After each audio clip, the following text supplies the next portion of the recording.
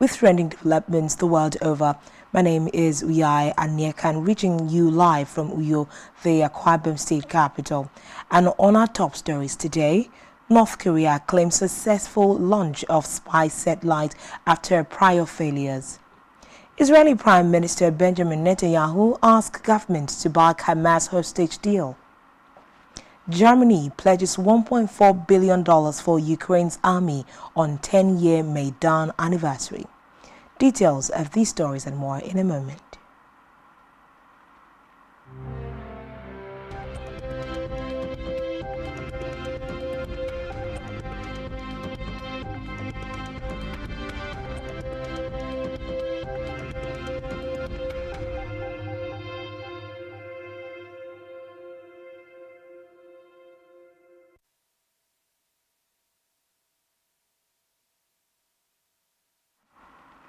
Thanks for joining us.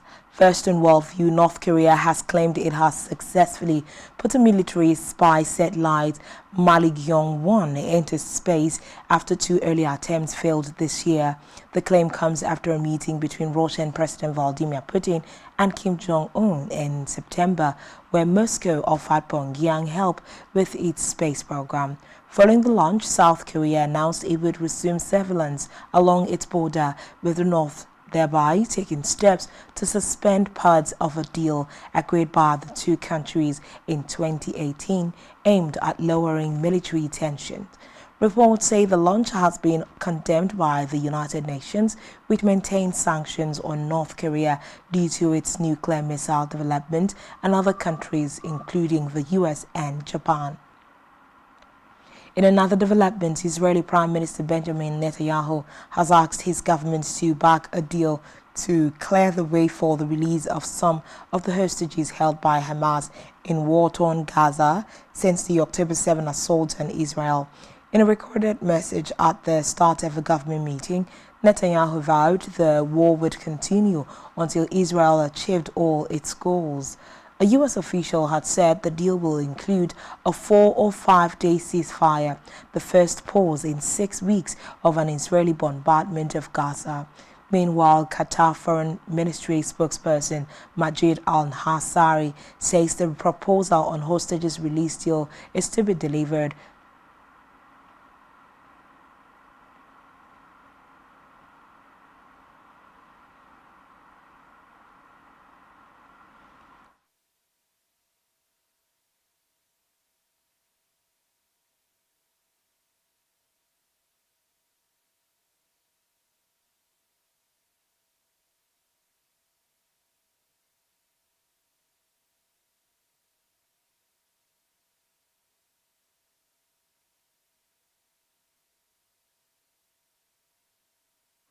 In a related development, world leaders have welcomed a truce deal between Israel and Hamas that agreed a 4-day halt to the devastating war in Gaza, accompanied by the release of dozens of hostages held by the militant group in return for Palestinian prisoners jailed by Israel.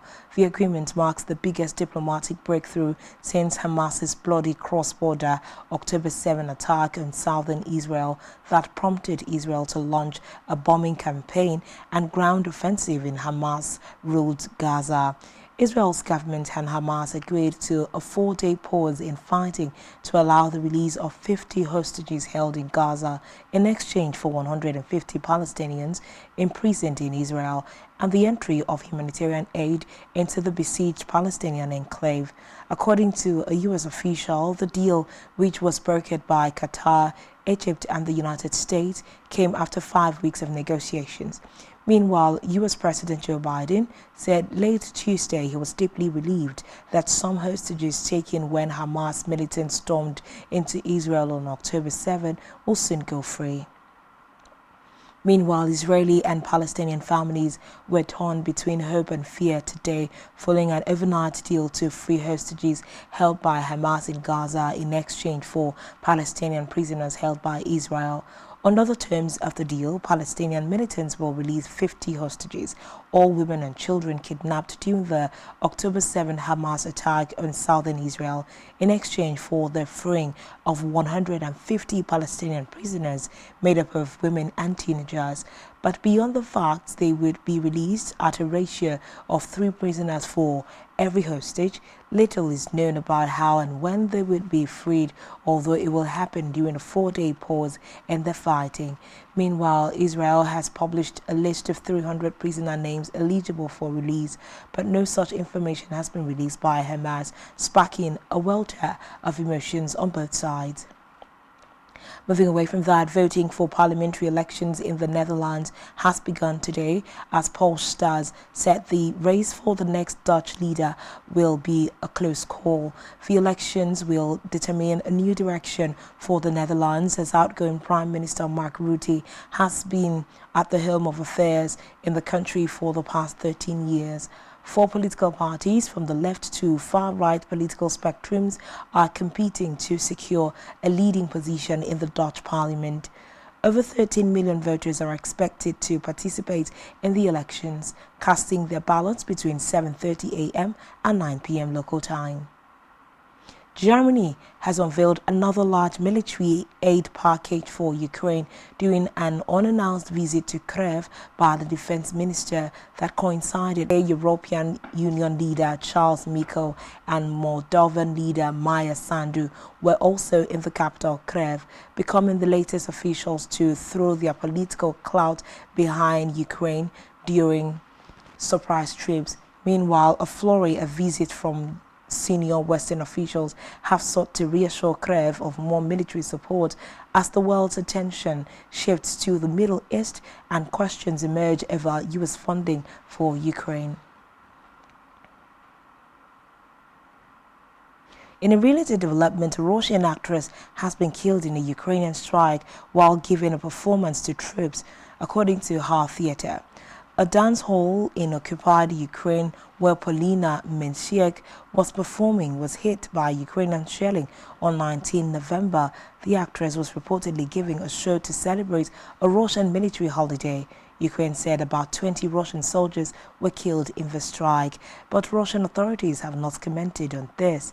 According to a local report, Mensiek was giving a performance in a local dance hall capable of seating around 150 people.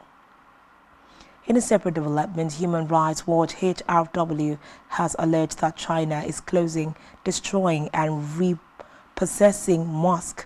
HRW said the crackdown is part of a systematic effort to curb the practice of Islam in China. There are about 20 million Muslims in China, which is officially atheist, but says it allows religious freedom. Observers, however, say there has been an increased crackdown on organized religion in recent years, with Beijing seeking greater control. Acting China Director at Human Rights Watch Maya Wang said the Chinese government's closure, destruction and repurposing of mosques is part of a systemic effort to curb the practice of Islam in China. The ousted leader of ChatGPT maker OpenAI is returning to the company that fired him late last week, the latest in a saga that has shocked the artificial intelligence industry. San Francisco-based OpenAI said in a statement late Tuesday that they have reached an agreement in principle for Sam Altman to return to OpenAI as CEO, with a new initial board made of former Salesforce co-CEO Brett Taylor, former U.S. Treasury Secretary Larry Summers, and Quora CEO Adam Denledo. Recall that OpenAI's previous board of directors, which included D'Angelo, had refused to give specific reasons for why it fired Altman on Friday, leading to a weekend of internal conflict at the company and growing outside pressure from the startup's investors. Away from that, the 4 BTS band members who have yet to start mandatory military service have begun the process of enlisting. The K-pop stars label asked fans to continue giving support to RM Jimin, V and Jungkook until they return safely from conscription. Reports say in South Korea, nearly all able-bodied men are obliged to enlist, like the 3 older band members currently serving. Meanwhile, the group are due to reform in 2025. In another development, a museum is to relabel its display about a Roman emperor after concluding that he was in fact a trans woman. North Hertfordshire Museum will now refer to Emperor Elagabalus with the female pronouns of she and her. It comes after classical texts claim the emperor once said, "Call me not Lord, for I am a lady." A museum spokesperson said it was only polite and respectful to be sensitive to identifying pronouns for people in the past. Meanwhile, the museum has one coin of Elagabalus, which is often displayed amongst other LGBTQ plus items in its collection. It said it consulted LGBTQ plus charity Stonewall to ensure displays, publicity and talks are as up-to-date and inclusive as possible. Recall that Marcus Aurelius Antonius, better known as Elagabalus, ruled the Roman Empire for just 4 years from 218 AD to his assassination aged 18 in 222 AD. After the break, French pilot sentenced for decapitating skydiver with wing of plane. Stay tuned and join us for details on this and more right after the breather.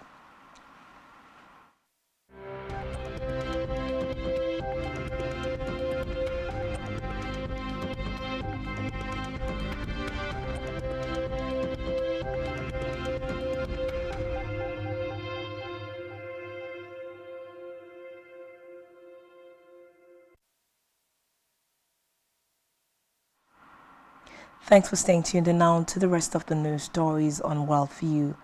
South African members of parliament have voted to close the Israeli embassy in Pretoria and to suspend all diplomatic relations.